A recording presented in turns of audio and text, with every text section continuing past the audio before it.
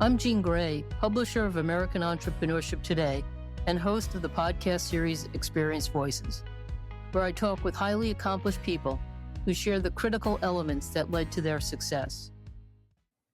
Our guest today is Raj Singh, Vice President of New Products at Mozilla.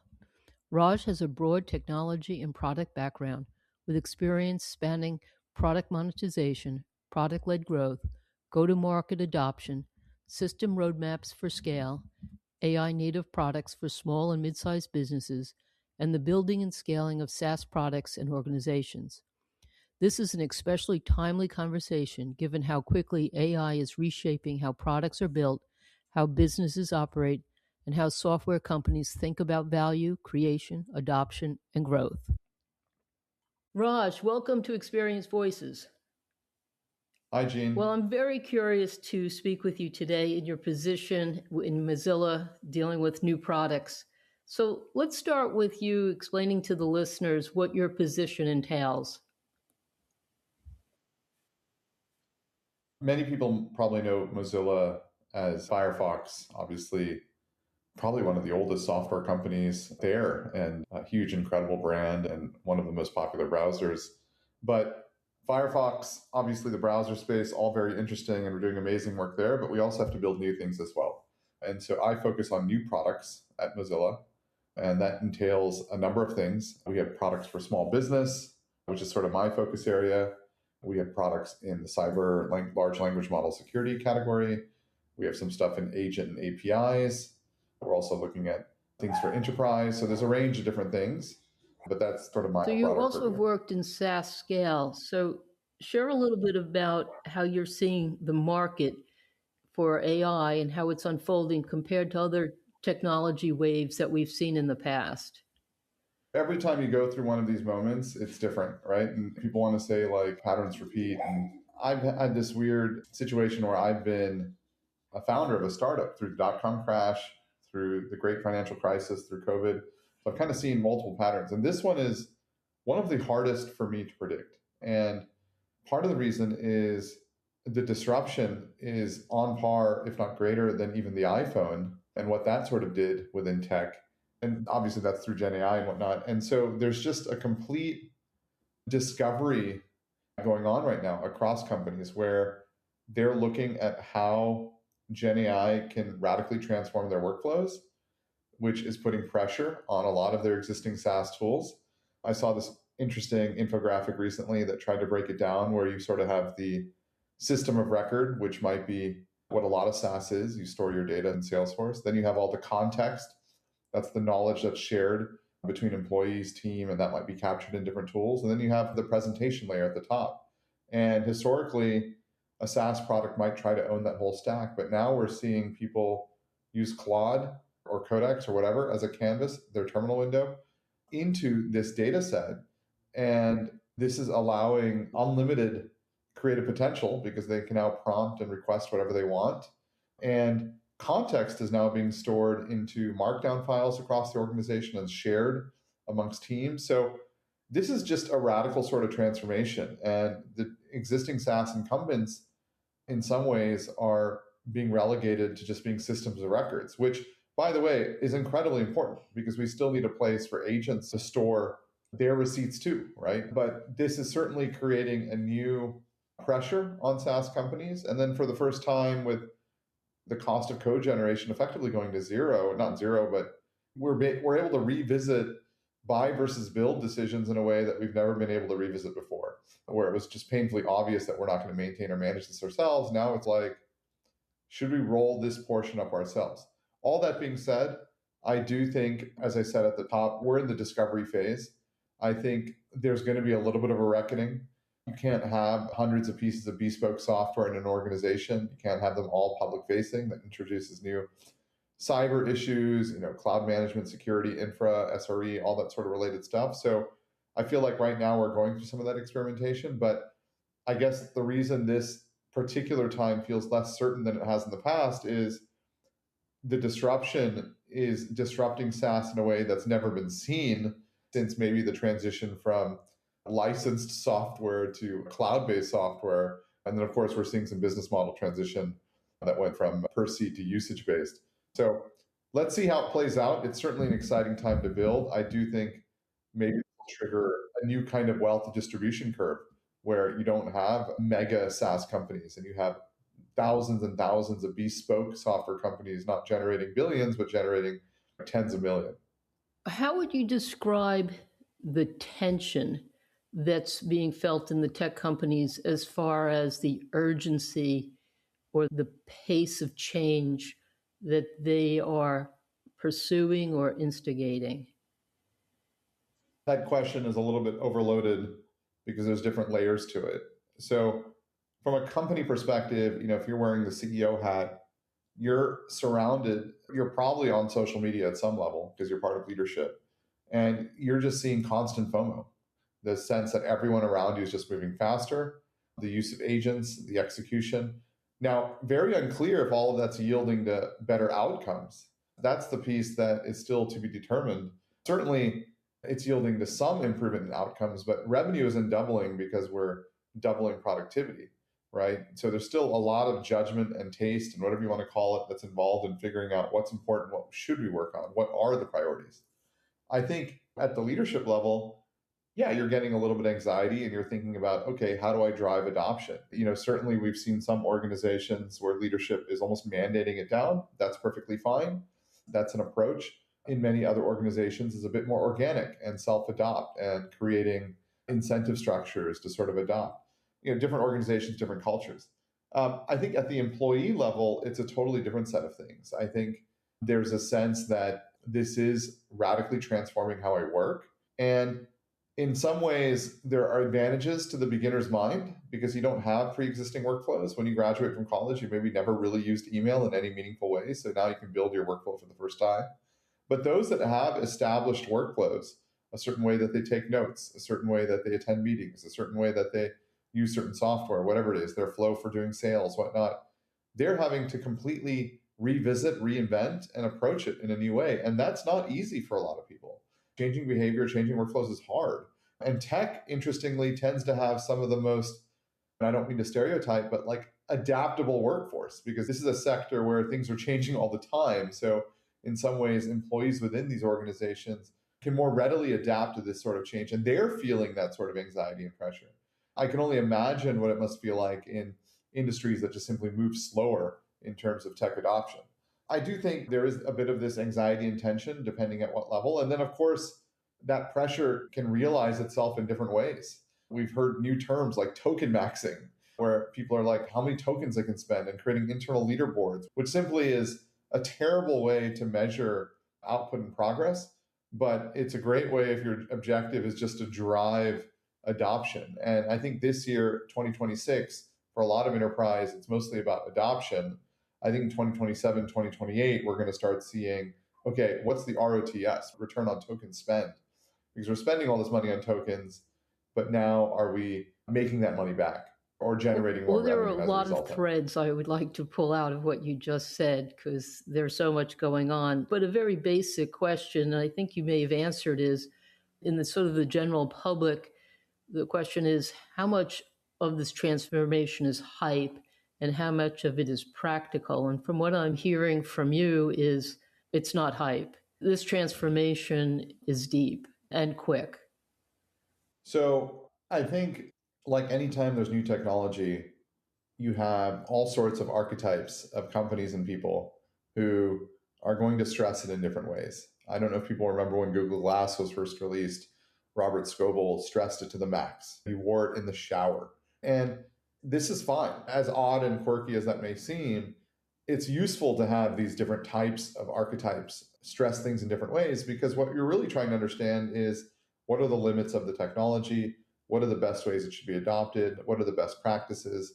And so right now, as I mentioned, we're probably still in early innings. We're in discovery phase. I think companies are figuring out how best to agentify parts of internal workflows, how best to bring AI experiences to their customers, how best individual functions leverage AI in their own work, how best to collaborate, what hiring looks like, all that sort of stuff, right? So I think from that perspective, we're early innings. I forgot your original question. Can you repeat it? I think the point was about how quick. Right. The Or how hype much is hype? is Yeah, yeah, yeah. it's at some point out in the general public, you're starting to wonder, is everything exaggerated? Yeah. So where I was going with this is I think this discovery is a good thing. And certainly social media rewards hype and bluster and hyperbole, and you're going to see all of that. But I think we're way past 2022, 2023, where it was a little bit more of the AI skeptic, AI doomerism type scenario. This is real. This is happening. This is fundamentally changing how we work. I think the question, which I mentioned earlier, is really much more about return on token spend. So I'm spending all this money on inference with AI. Inference is the fancy term for using the AI, it's what they call it. And am I making that money back? Or am I generating more revenue? And that's what we don't know. That's where there could be some form of a bubble, right? People are like overspending right now. And I think the reason they're doing that is because we're in discovery. But I think there'll be much more emphasis on ROTS in Right. And 27, my 28. question was, and you've already really delved into it, was the whole aspect of how much is transformation and how much is experimentation. And you've nailed that with explaining a lot of discovery is underway and the outcomes are not clear yet. So let's talk a little bit about product, which is something you're really involved with Mozilla. Is explain a little bit of the difference between AI that is feature focused and an AI native product as to the two different approaches that an organization is faced in making an AI change. People could introduce, like, let's say they have a product that lets you search for recipes and they add a search box that lets you type it in natural language. That's like an AI feature. You can type in, like, I'm looking for purple foods or whatever. But I think what we're seeing now is AI native, which is quite different. And one way to think about that is in 2009, 2010, when the iPhone and whatnot was released, there was the emergence of what they called the mobile web. And you would visit a website on your phone, and then at the bottom, it would say view desktop site. It was effectively two parallel versions of the web. And the reason was the browsers on phones at the time were not very powerful. Now we have agents, people, let's say, inside of their terminal, whether they're using Claude or Codex or whatnot, they might request something like, hey, can you pull up the expenses from Expensify? And that, depending on how that's executed, it could maybe go through an API. It could go through what they call an MCP, which you could think of as a fancy AI wrapper around an API. Or it could open up a browser for you behind the scenes and try to click and navigate through the experience and gather the data, right? So it acts as an agent. Irrespective of how it does it, what does Expensify build to make that experience easier for the agent to do? And that's where you're starting to see products think about AI native experiences. So an agent could come and maybe do that work, whether it's through an API, through an MCP or whatnot. And so I think a lot of products are thinking about that as they think about what their consumer facing experience might look like. How do they make an agent facing experience? Much similar to how we had desktop versus mobile website. I also think within an organization, we're generally seeing, when it comes to product building, which is different from the product itself, workflows that I would start describing as more AI native, right? Where if you take the traditional product lifecycle and you go from like requirements gathering, PRD, reviews, design, code generation, writing code, QA, release, whatnot, these cycles are being revisited in ways that have not been revisited in 30 plus years, meaning maybe we skip the design step altogether, or maybe we skip the PRD step altogether and go straight to code and get 5 prototypes and then evaluate it that way because the cost of code generation is going to zero.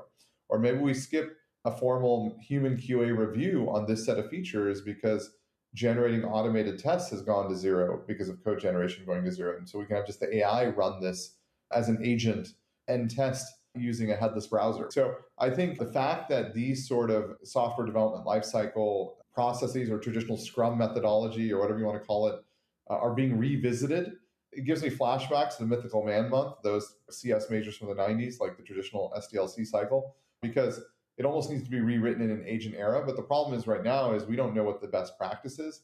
There's a lot of information sharing going on. There's a lot of experimentation happening, but it hasn't settled in the way that sort of, I would argue that many of the Indian offshoring companies in the 2000s, like the Infosys and whatnot, in some ways they codified modern Scrum methodology because they had to be good at it because they were asynchronous and overseas. And so this will happen. It'll get codified over the next 5 years. But right now, as I said, But overall, you would say that going from concept to launch is being transformed and the product development cycle is being shortened? Shortened is an interesting term. I think concept to launch, certainly that process has transformed. Shortened could mean any number of things. Not every organization has automated real-time build systems and whatnot, so they can release on a daily basis. So they might still be running release cycles that are X weeks or X months or whatnot. But the amount of stuff that's getting done in those release cycles, or rather the amount of stuff that's getting done per engineer on the team or per member of the team, we probably shouldn't even think about it in terms of job titles anymore, that has meaningfully shifted. At Mozilla, you focus on SMBs. So share a little bit about where sort of the monetization opportunities for SaaS companies are emerging with AI. Well, those are two different questions. So when I focus on SMBs, I actually focus on service providers. So you could think of them as the non-digital workforce.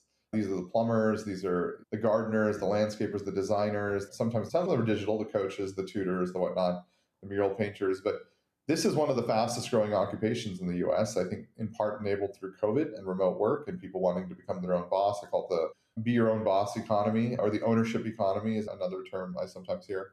I think for this segment, what's interesting is Gen AI is obviously a huge unlock, but this segment is also not the most tech sophisticated, right? They're slower going, slower adoption curves, harder to reach. And so we've leaned in here and there's tons of opportunity, the tooling that they need, either from ultimately growing their business, managing their payments, managing their taxes, dealing with calls when they're away from their phone, doing social, things like that. And so we're working through a lot of those things. So is there something specific in the SMB market, and I think you may have touched on this, is the whole aspect of how to gain their adoption. And they're unique from the large enterprise as to how they'll integrate AI tools into a smaller operation. Yeah, I think so. The first product we launched within the SMB studio is called Solo. It's an AI website builder. It's just a way for a lot of SMBs really just have a Yelp page. Maybe they start with just a little community on WhatsApp, whatnot, right? Word of mouth. But ultimately, they need a landing page because now they're getting serious about building their business. And then a lot of our subsequent things that we built have been really oriented around how to help them grow, how to grow and how to manage sort of back office, things like that, right? If you don't pick up a phone call when you're an SMB, the chances of you losing that lead just go up substantially. So can we give them an AI receptionist? We have a product there called Pencil. If they want to grow their business and they don't have time to do social media and a blog and a newsletter, so can we give them some automation? Maybe they're collecting a bunch of payments and they don't want to do all the bookkeeping. It's really painful, right? So we gave them a product there called Trunk, right? So we have a range of different things that we're looking at, which is within this sort of SMB umbrella. And I think reaching them, of course, it's difficult. It's not the most digital. A lot of it's word of mouth. And so we have to come up with a lot of clever growth tactics on how to reach these communities. But we are reaching them in some ways, and it is continuing to grow. Would you define that as your go-to-market for each of these products is different, or you have a kind of a broad approach to understanding the SMB market? I would say the ICP is very similar. And certainly there's different types of SMBs. There's sort of the solopreneur, and then there's the larger small business, let's say the 5-10 person family office or whatnot, right? Or 5-10 person small business. So the go-to-market may be a little bit different depending on which of those audiences you're going after. So the ICP is certainly similar. We do a lot of experimentation. And in this Gen AI era, growth and distribution is really hard because the signal noise ratio is just off the chart. So how do you make people aware? How do you create discovery? Many contractors, depending on their geography or region, are just completely overloaded, right? They're trying to figure all this stuff out. We try many tactics, Reddit communities, SEO, AEO being the derivative of search engine optimization, but for LLM chat, which is called answer engine optimization. We, posting, creating content, social, TikTok, you name it, to try to reach these sort of different audiences. But even then, it's not foolproof. Do you stay aware of the startups that are becoming competition to the same markets that you're talking about? Yeah, so I think this segment has gotten increasingly popular, particularly in the last year or two, because of Gen AI and the automations that people can create. So we're just seeing a lot of bespoke tools being created across the board. Historically, this segment may have been companies like Wix and Squarespace and Shopify. But I'm not going to go through the whole laundry list because I think it's a laundry list of different players looking at it from different angles. Each is sort of taking their own, but the market is so large. But does a company like Mozilla look to acquire? Because we hear about all the acquisitions by the big guys, whether it's Facebook or Apple or Amazon. Is acquisition part of Mozilla's strategy? I'm probably not the best person to ask on that question, so I'll have to skip. I joined Mozilla, they had acquired my company, but how we're thinking about acquisitions going forward or not, I'm not in a position Well, let's talk a little bit about AI agents and the whole aspect of, again, buzzwords out there that a rush for AI agents to be embraced. Where do you think the acceptance or use of them, whether it's a large or small company, requires at this time that the human factor be kept into consideration, at least in the early adoption, as opposed to where we may be 2 or 3 years from now when people are more comfortable with AI? I think there's a term called HITL, human in the loop. What I challenge people is I take an inverse, sort of a thought experiment here. Everyone has access to the same tools. Certainly the adoption curves might be a little bit different, but we all have access to the same general models. And we're all savvy entrepreneurs, savvy founders, whatnot. They're all looking at the same data, meaning the same sort of stuff is being shared. Here's the hacks to drive faster go-to-market execution using AI. Here's how to build AI SDR. Here's how to do whatever. Why does one company win and another company not, right? And so ultimately, human in the loop is not going anywhere. There's still a lot of judgment involved in knowing what to build and why you should build it and how it should be built and what the experience should be like and how it should be communicated and how it should be messaged. And certainly AI is your thought partner, and certainly AI can do a lot of the execution, but that's not going anywhere. And when you think about that at a larger scale, like at a corporate scale, like with many, many employees, because the amount of work being created has vastly accelerated, the amount of creating alignment and driving coordination and whatnot has actually also gone up, right? Because now you effectively have 10 times as many engineers as you had before. So the production has gone up. So you need more product managers, you need more designers. It's putting pressure all over the organization because designers have to QA and audit this stuff. Engineers have to QA and audit all this code that's being generated. Testers have to QA and audit all this stuff, right? So it's creating more and more pressure across the organization, more and more alignments required. So in many ways, we're seeing this fundamental shift in terms of the bleed between the different roles and what people are responsible for. Where does ROI come into this? Because there's an enormous investment that's going on. And I guess the whole aspect of there are certain companies that will build and certain companies will outsource. Looking at it from the point of view of leadership, you're involved in part of that with the new product development.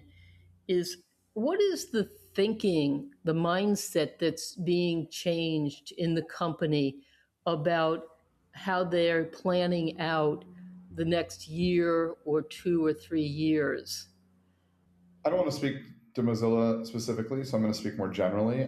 So typically, roadmaps in larger organizations are almost planned 1-2 years in advance. If there's things like hardware involved, it could be multiple years planned. And the reason is the number of stakeholders as a company gets larger, there's just simply more stakeholders. Or rather, as the company gets larger, it's just the number of users of the product or the number of customers gets larger, you're going to have more stakeholders because you can't just make a change on a dime.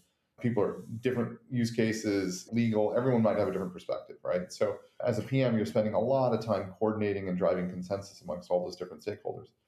I think Gen AI as a thought leader is obviously rapidly accelerating that. I think it's putting pressure on getting to consensus faster, but you're getting input more quickly, you're getting options more quickly, and the execution is faster. And so this is definitely a change that we're seeing in this organizational development software lifecycle, whatever you want to call it. And as a result, roadmaps may be revisited. One of the common things we hear on social is companies or PMs, for example, using Claude Code or using Codex or whatever to tackle tickets that have always been low priority and really simple, but just never got to because it just wasn't worth prioritizing, but easy for AI to do in a high trust sort of way. And so I think that's all really neat. And obviously, as I said earlier, we're in experimentation, so we have to see how all this plays out and where it settles. But for sure, things are changing and roadmaps are being revisited. So I guess my last question will have to address where the winners will emerge in SaaS over the next year or two? What are the factors as to why one particular avenue or one part of the industry turns out to be more successful than another? Is it company culture? Is it because they strategized better? What are some of the areas that impact success? It's funny, if I knew the answer to this, I would probably be launching IPO after IPO. I think there's a lot of things involved in success. Historically, speed has always been a differentiator. We're at a point now where I don't think that statement accounted for AI code generation. There is such a thing as moving too fast. Like, you need to think about things. Is that the right thing to do? Whatnot, right? Obviously, taste and judgment, which is a nebulous term, so I don't necessarily love those words. But do the people understand the domain? Do the people have an insertion point that lets them win? Do people have a go-to-market that's unique? Do the people have some kind of moat, some kind of differentiator, some kind of partnership that gives them a special power? I mean, who knows, right? The team, is this the right people to work on this problem? Is this the right time to work on this problem? I had a board member once said a very interesting comment, which, take it for what it's worth, we never make the wrong investment, we just make it at the wrong time. Wild, when you think about it. I think luck is a factor that people don't discount. If the people that work in VC, these are smart people, yet 85, 90% of their companies don't even return the money in. If you think about that, how are they wrong 9 out of 10 times? That's crazy, right? So luck is certainly a factor. So I think there's a lot of things at play that determine why one company wins versus another. And if you look at my career arc, I've had 4 acquisitions by bigger companies. I've had a bunch of small things as well, but they've mostly been first base acquisitions, right? Like 7, 8-digit acquisitions, right? So I couldn't get the home run, right? Is it luck? Do I need to roll more bowling balls, eventually get a strike? I don't know, right? It's one of those things. I don't have a crystal ball to predict this thing, and it's hard for me to answer that, why one wins or why another doesn't win. But what I do know is we all have access to the same tools. And for sure, if we outsource all of our thinking and all of our judgment to just AI, we're probably going to have a mediocre result, because we're probably going to have something that's going to look very similar to the other 400 competitors that are launching in the same space. So I think this is where human intuition and human thinking isn't going away. And it is one of, just, as a sort of sidebar, it is an area of concern where I think there's too much leaning on AI for thinking versus using your own thinking, which means you don't exercise some of those muscles. And what's the broader based long-term impact of that? Your answer prompted a question that I was thinking, is that when we're talking about Apple and Steve Jobs and how he was so market driven and he hooked up with Steve Wozniak, and so you had a techie and a marketing person who collaborated to create something unbelievably disruptive. So is there a challenge that the techies are not listening to the market, or that organizations know how to be good marketers or how to bring in a good marketer when they're trying to deal with market strategy? Can you reframe the question? I guess from my perspective, I had a design company, and I think there's 2 different perspectives. One is when the individual who is doing the designing is looking at a whole number of factors that they're integrating into a final product. But then in the end, what they're thinking has to go out and be tested with the customer as to whether or not that's what the customer wanted. And I guess what I'm feeling through with your answer is, with all this rush of changing technology, both internally to come up with new product, how much does it come down to the individual or the company having the marketing team that really understands their customer? I don't think that's ever gone away. I've always attributed, there's a definition of a great product manager: creative execution, product sense or cognitive empathy, and then domain knowledge. And knowing your customer and domain knowledge are tightly interconnected. And you really have to understand the problem, because I think a lot of people just jump straight to solutioning, and AI often jumps straight to solutioning as well. And you end up building an experience that doesn't really solve the job to be done. I don't think that's gone away. And yes, AI is being used as an assistive tool in many ways. AI might even be replacing that experience and saying, hey, here's the problem, I'm going to go fix it. And that's perfectly fine. But my general opinion is the winners are still going to have a lot of human touch. I don't see that going anywhere. Now, of course, who knows? 5 years from now, could be a totally different situation. I don't know, but at least that's where I'm at right now. Raj, it was a pleasure speaking with you and letting me draw out your experience to share with listeners.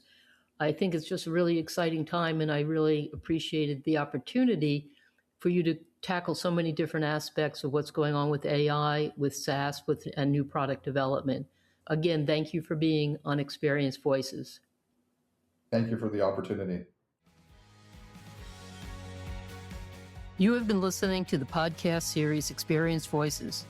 To hear more and subscribe, visit AmericanEntrepreneurship.com/podcast, where you will also find a form for listener feedback.